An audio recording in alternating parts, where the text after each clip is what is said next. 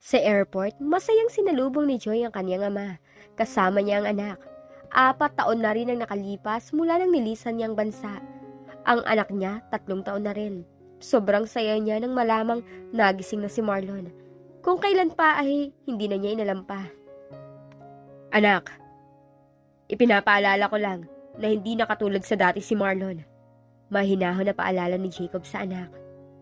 May anak po kami at sigurado akong babalik ang pagmamahal niya sa akin, Dad. Ngumiti si Joy sa ama. Napabuntong hininga si Jacob. Ang hindi alam ng anak, siya lamang ang gumawa ng paraan noon.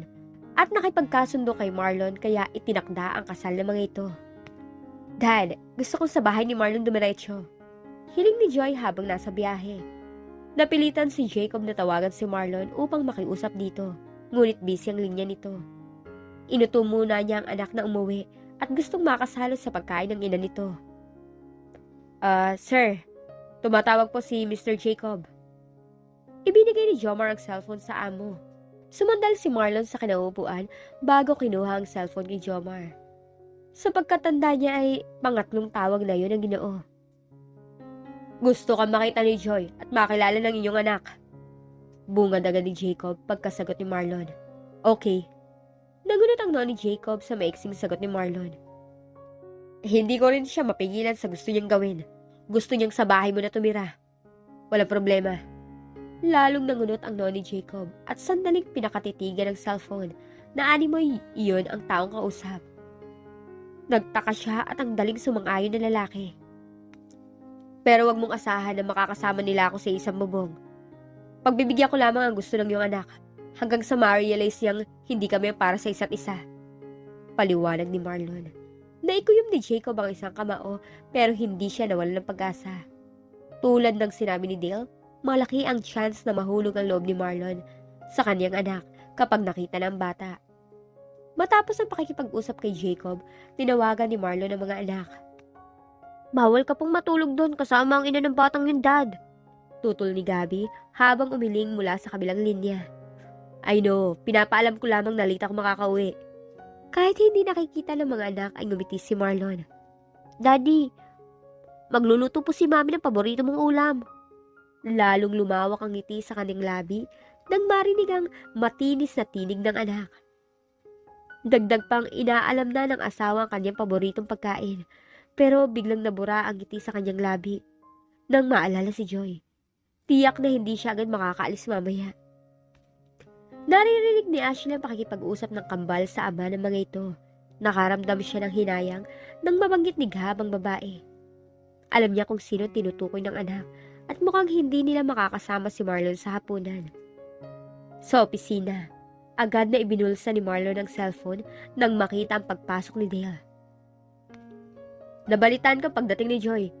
Hindi mo man lang ba ako tatanungin ang susumbatan? Bakit? May magagawa pa ba ako? At may tama ang ginawa mo kung gagawin ko yan? Aroganteng patanong na sagot niya kay Dale. Ngumisi si Dale bago umupo sa bakanting upuan na nasa harap ng working table ng kapatid.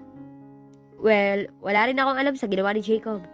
Hindi namin alam na kaibigan niya ang doktor mo noon at nakipagsabuatan.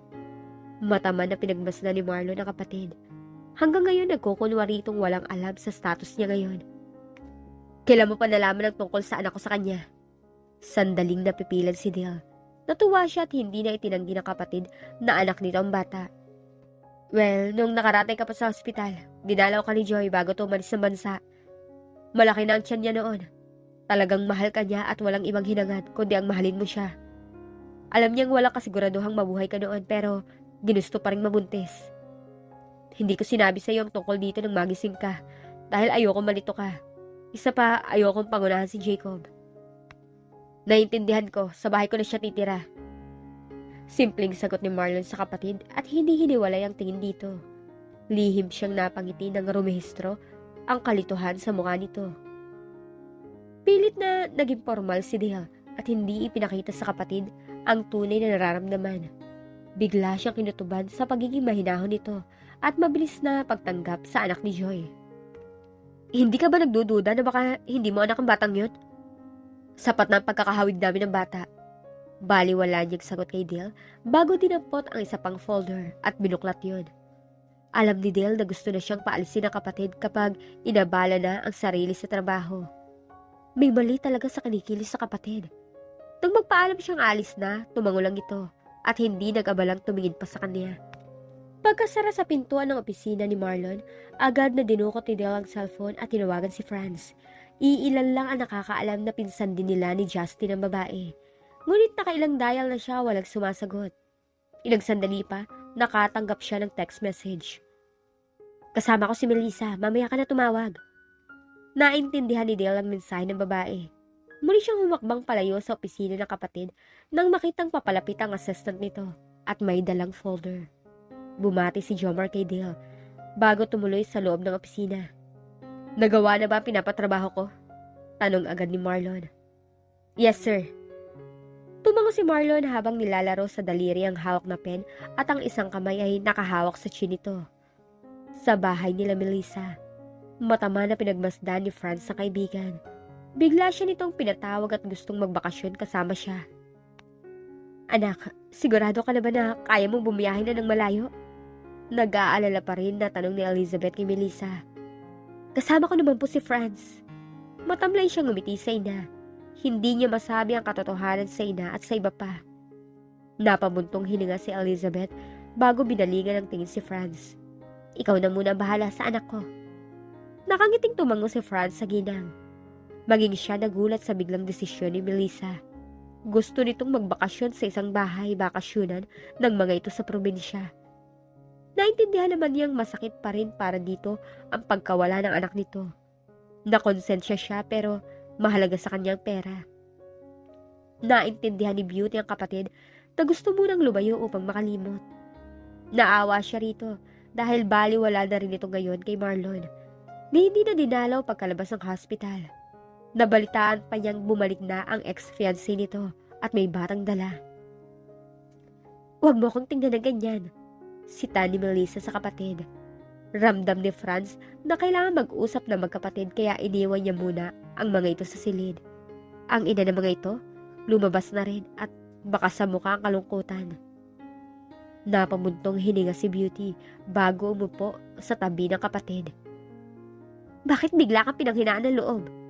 Bakit ayaw mong gumanti sa babaeng yun?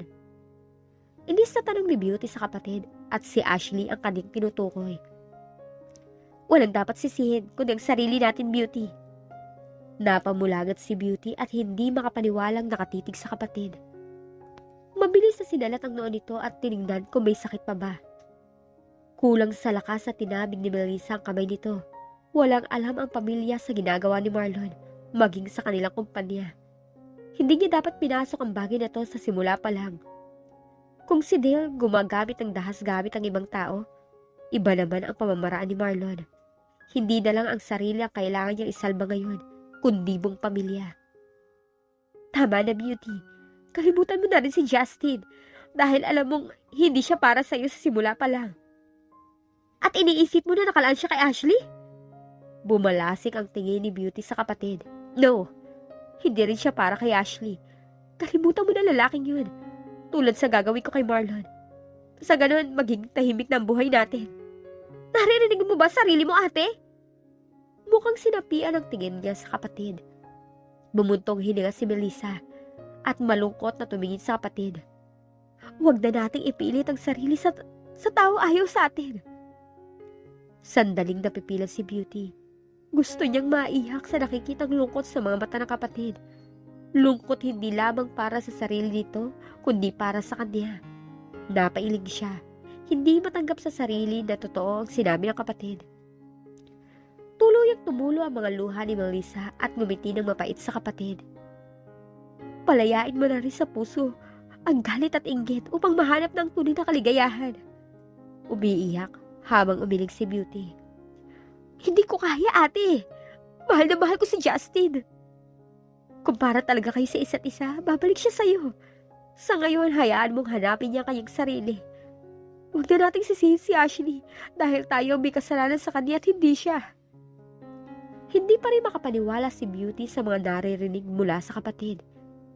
Nasaan na ang palaban niyang kapatid? Mula sa loob ng kotse, matama na pinagmasdan ni Marlon ang tigura ni Joy.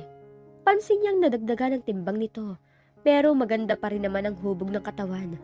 Kalaunay, lumipat ang tingin niya sa batang karga nito. Kahit malaki na ang bata, kinakaya nitong buhatin. Hindi mapagkakailang mahal na mahal nito ang bata. "Sir, hindi po ba kayo bababa?" tanong ni Jomar sa nananahimik na amo. Naroon sila ngayon sa harap ng gate nila Jacob. Walang salitang inalis ni Marlon ang seatbelt at siya ang nagbukas ng pintuan ng sasakyan. Bakas ang galak sa mukha ni Joy nang makita ang pagdating ng sasakyan. Alam niyang darating si Marlon upang sunduin sila ng kanyang anak.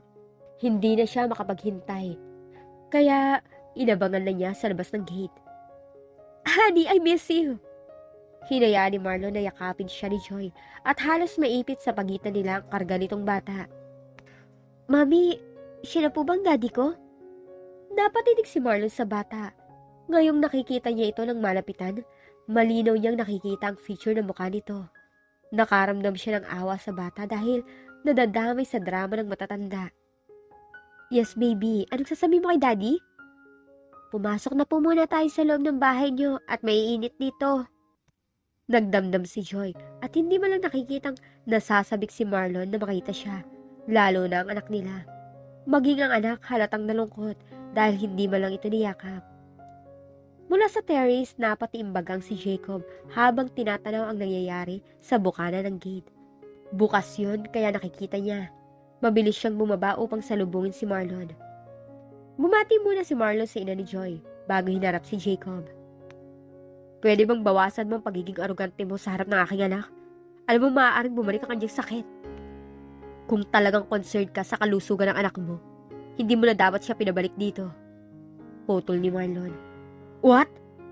Hindi makapaniwalang sabi ni Jacob. "Alam mong marami pa akong kinakaharap na problema at wala akong oras sa drama sa buhay ng ibang tao. Kahit para man lang sa anak niyo?" Hindi na pinatulan ni Marlon ang Ginoo. Makahulugang tingin muna ang ipinukol ni Jacob kay Marlon bago nakangiting humarap sa anak katapo. "Lolo, sabi mo po, love ako ni Daddy, pero bakit ayaw niya po sa akin?" Nakalabing panunumbat ni Tristan sa abuelo. Nakonsensya si Marlon at naawa sa bata. Para wala ng dramang marinig, paluhod siyang umupo upang pumantay sa bata. Hindi totoo yan. Sadyang hindi lang alam ng daddy kung paano ipakita ang pagmamahal. Biglang umaliwalas ang aura ng mukha ng bata at yumakap sa ama. Sobrang saya niya at gumanti ito ng yakap sa kanya. Binuhat ni Marlon ang bata at nagpaalam ng aalis. Sobrang saya ni Joy. Mabilis niyang ikinawit ang kamay sa braso ni Marlon habang nakangiti. Sa lumang mansyon, galit na sinarmona ni Rochelle ang anak nang mabalitaan kung saan titira si Joy. "Ano ang problema na naman? Kailangan nilang magsama sa isang bubong upang mahulog muli ang loob ni Kuya kay Joy." Hindi ka talaga nag-iisip. Sa tingin mo ganun kadaling tanggapin ni Marlon ang bata? Hindi mo naisip na pwedeng gawin ni Marlon ang lahat ng pasikreto ngayon dahil nasa poder niya ang dalawa? Sandaling napaisip si Dale. Ilang sandali pa napamura siya. Bakit pa hindi niya naisip ang posibleng gawin ng kapatid? Mas dapat siyang kabahan ngayong kalmado ang kapatid. Tiyak na ipag-DNA test nito ang bata ng palihim.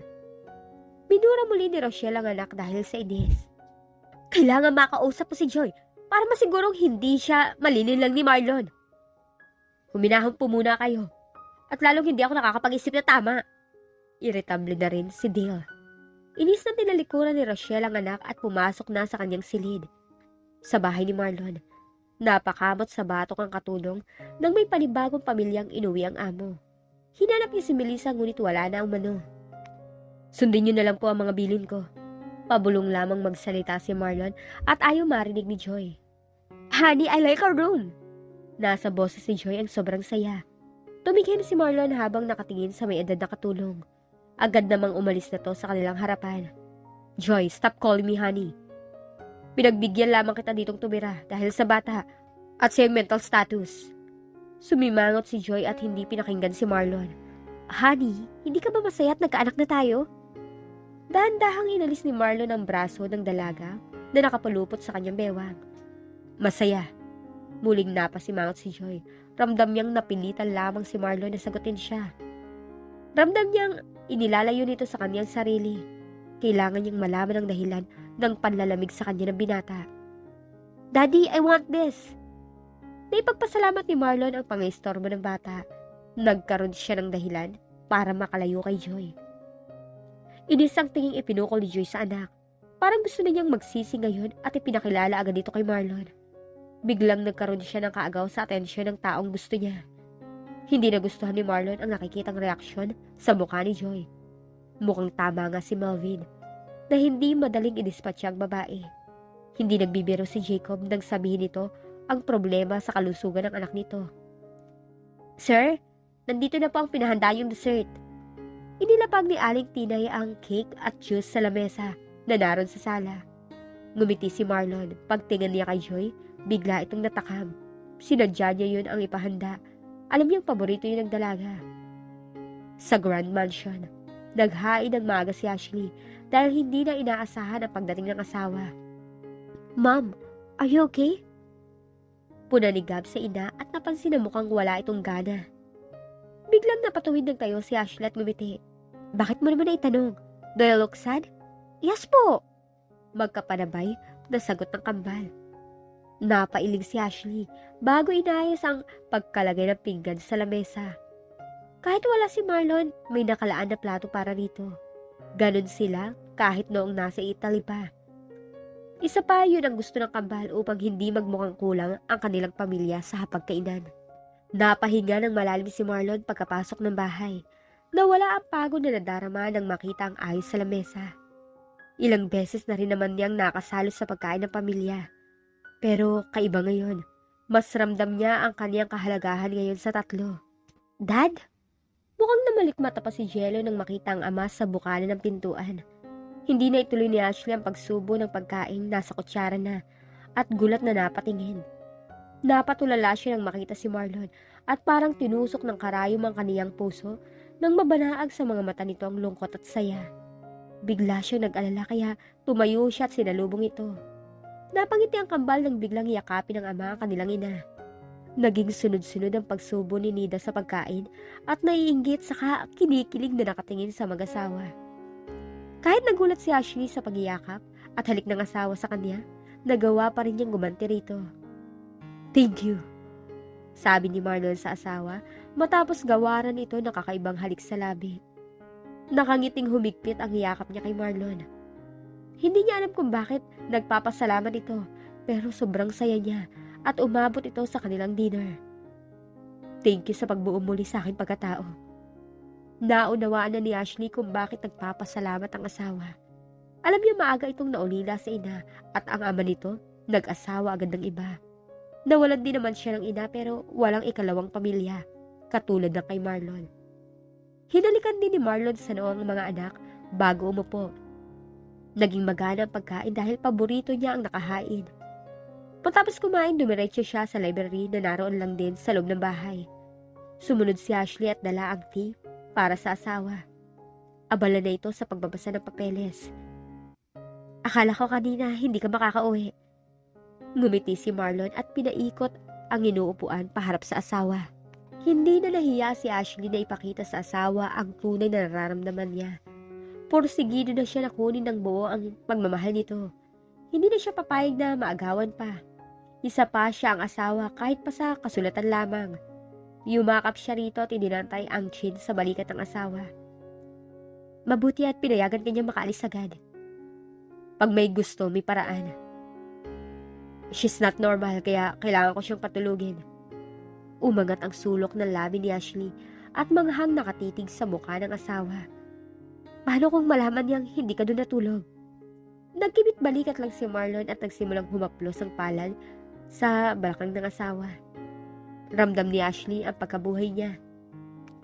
Gusto niya itong pagbigyan, ngunit biglang tumunog ang isa nitong cellphone. Nang makita ang pangalang nakaregister sa phone, ay napasimangot siya. Lalo lang nainis nang agad yung sinagot ni Marlon. Para bang sadyang inaasahan nito ang tawag na kanyang pinsan at hindi pwedeng ipagpaliban ang pakikipag-usap dito. Napaangat ang kilay ni Marlon nang humaplos ang daliri ng asawa sa kanyang labi. Hindi niya alam kung ano nasa isip nito at abala ito sa pagtitig sa kanyang labi. "Hello, Marlon?"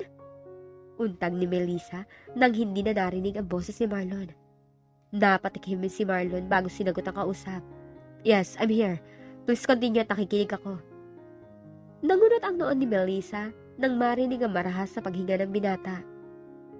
Tungkol sa alok mo, tinatanggap ko na. Bukas ng maaga alis ako kasama si Franz. Nahigit ni Marlon ang sariling hininga nang mag-iba ng pwesto si Ashley. Napangiti si Ashley nang mag-ibang timpla ng ora sa mukha ng asawa, kasabay ng paghaplos ng palad sa leg nito.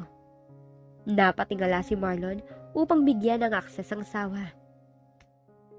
Gusto ko lang makasiguro na hindi madadawit ang aking ina sa gulong nilikha ko. Pagpapatuloy ni Melissa. Yes. Naputol ang pagsasalita ni Marlon at muling nahigit ang sariling hininga. Are you okay? Biglang nabahala si Melissa nang marinig ang tila nahihirapan sa paghinga ni Marlon. Yes, I'm okay. Mabilis na tumayo si Marlon kasama ang asawa. Baliwala sa kanya ang bigat nito. Gusto niya ang kakaibang agresibo ng asawa ngayon at alam niyang gusto siyang i-distract dahil sa kanyang kausap. Agad na nangunyapit si Ashley sa batok ng asawa at mahigpit na ipinulupot ang mga binti sa bewang nito. Hindi pinutol ni Marlon ang tawag kay Melissa. Gusto niyang malaman kung ano pa ang kanyang gawin ng asawa dahil sa selos. Hinayaan niya lang ang kanyang asawa pagkaupo sa sofa. Nangahamon ang titig niya rito habang humahaplos sa makinis itong balat. Paano ko nakakasigurong hindi malalaman ni Dale itong gagawin natin? Tanong muli ni Melissa. Gawin mo lang ang binigay ko instructions sa'yo. Nainis si Ashley at patuloy si Marlon sa pakikipag-usap sa kanyang pinsan. Dala ng bugso ng damdamin, kinuyumos niya ng halikan labi nito. Para siyang uhaw na uhaw sa ginawa sa kanyang asawa. Pero hindi na ituloy ni Melissa ang iba pang sasabihin nang makarinig ng boses ng isang babae. I want you. Parang napapasong na ilayo ni Melissa ang cellphone sa kanyang tainga. Tanggap na niyang hindi para sa kanya si Marlon, pero masakit pa rin pala ang marinig ang katotohanan. Ngayong tanggap na nga ni Melissa na hindi siya ang gusto ni Marlon.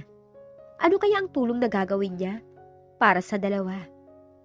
At ano naman kaya ang maaaring gawin ni Joy para masira ang pagsasama nila Ashley at Marlon?